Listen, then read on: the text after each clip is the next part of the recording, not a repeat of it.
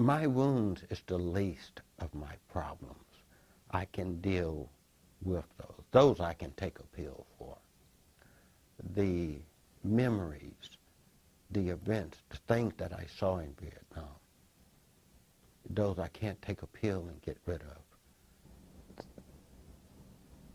A lot of things have changed in my life since getting out.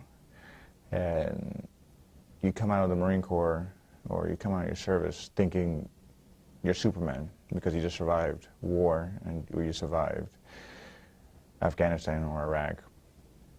And you're not.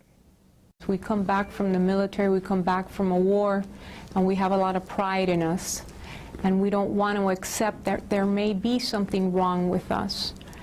And we don't want to go ahead and ask for help because we're not built that way, we're not trained that way. I didn't think I had PTSD. You don't realize how your mind works or how you're thinking.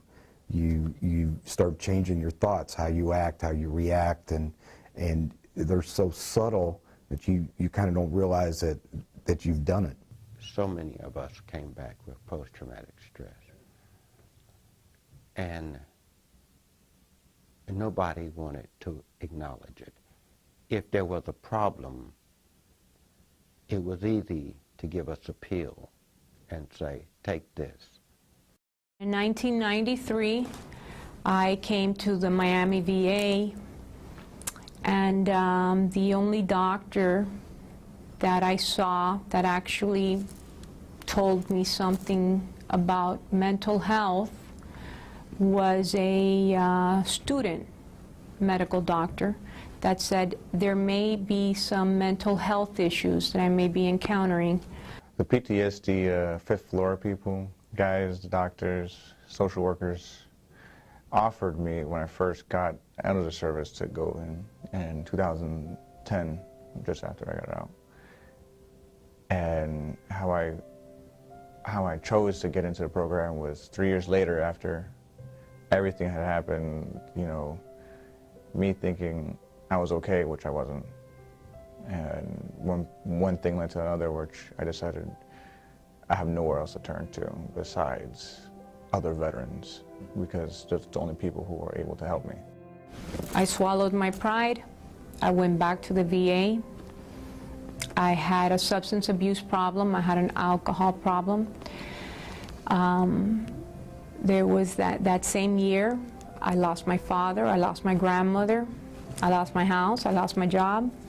That was the year I had to turn around and do something for myself because I've always worked hard for myself, and I needed to come back to who I was.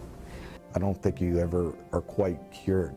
You can't undo things that have happened or what you've seen, what you've done, what you witnessed. You can't undo those things, but you put them in a different light. You put them in a different perspective, different thought pattern, and you learn to deal with them differently. Every veteran is different. Every veteran experiences PTSD differently. For me, PTSD it's all about problematic thinking. You try to cover up things, and what you're doing is you're actually making it worse. And I didn't realize the time and energy it was taken from me to put those things away, to hide them or not deal with them. It requires an incredible amount of energy. There were so many times that I wished I wasn't in this part of this world, and I'm glad. So glad there was something looking after me that said, don't do it. There is hope in the future. If you feel that you have PTSD, acknowledge it. And no matter how old you are, seek help for it. There is help. Don't wait 20 years, to ask for help. It's okay to ask for help. I'm telling you this from experience. It's okay. Whatever you do, don't give up. Post-traumatic stress could be useful overseas or in certain job fields. It's not really useful when you're studying for your finals, for your bachelor's. You know, before I was putting a lot of bad things in my toolbox. Now I take delight in putting the good things, the little victories that I have during the day, and that toolbox is getting pretty full.